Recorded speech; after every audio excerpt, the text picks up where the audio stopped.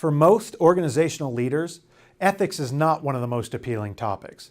In this segment, you're going to learn why ethics is actually inherent and fundamental to effective leadership. We're going to be talking about ethics at a couple of different levels, and so that's the reason for the name. Before we jump into anything, I want to show you a couple things that I think illustrate, no pun intended, some of the points we want to talk about today. Here's Dilbert. Take a look at that. One of the things that we're going to be talking about is why this is so important, why ethics, a conversation on ethics is so important for leaders. And you see here he says, well, you can't be an engineer, but we're going to move you on the management fast track. There is a crumbling of ethics. I think a lot of us can see that in organizations today. There is, whether that's private or public sector, there's a big need for ethics reform, leaders with ethical bents, and so we're going to be talking about that a lot. Also, leaders create culture, right? And so we want to talk about that as well. Are you creating an ethical culture? Now, one of the things that we're going to need to do is we're going to want to define ethics and talk about why it's important.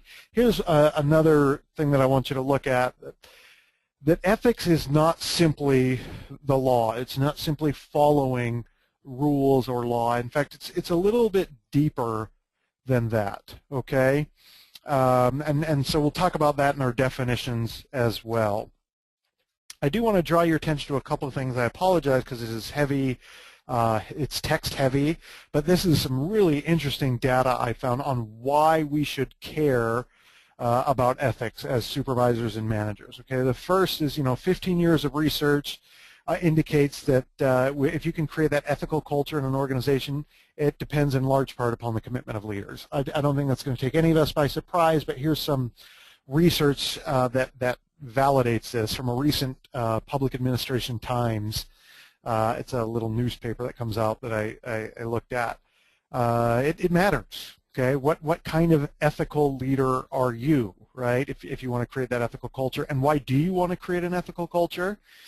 Well, in 2004, an internal auditor article came out saying that leaders that were committed to high ethical standards correlate positively with cost reduction, and look at this, enhanced performance, that's the key phrase there, and a stronger ethical culture. Okay?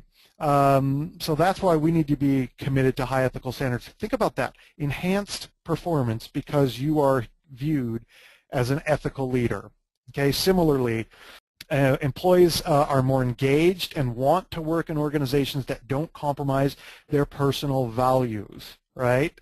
Leaders who build ethical cultures can increase retention rates and decrease observed misconduct, and other negative things that impact, have a real bottom line impact for organizations. And then finally, in a Bloomberg Businessweek article, if you can manage threats to an organization's ethical culture, you reduce those internal threats, you reduce misconduct, but you also, here's the key phrase again, you also boost productivity and performance. Okay, this isn't just some academic conversation that we're going to be having about ethics. There's a real bottom line impact here to ethical behavior, especially as it relates to supervisors, managers, the people that should be acting as leaders in our organizations. Okay, so let's talk about a definition of ethics. This is from Peter J. Northouse. He's written a number of books on leadership. And he says ethics is concerned with the kinds of values and morals an individual or society finds desirable and appropriate, right? We're also concerned about the virtuousness of an individual. But here's where I really want you to pay attention, that second quote there. To make a change in other people carries with it an enormous ethical burden and responsibility. And really that's what we're wanting to do as leaders, right? If I'm your boss, if I'm your leader, I want to make a change in you. I want to make you as successful an employee as I can. Well, there's a lot of implications with that, a lot of ethical implications, okay? And generally speaking, especially in an organizational setting, leaders have more power and control than their followers do, and so they need to be ethically sensitive to how they wield that power. And I want you to think about this. Every employee in the state has someone they report to. everyone has a direct supervisor. And so I don't think there's any more important position than that direct supervisory role that someone plays. Because my work satisfaction, my job satisfaction is impacted probably more greatly by my direct supervisor than any other person or position. And so there's an ethical responsibility and opportunity there as well, okay?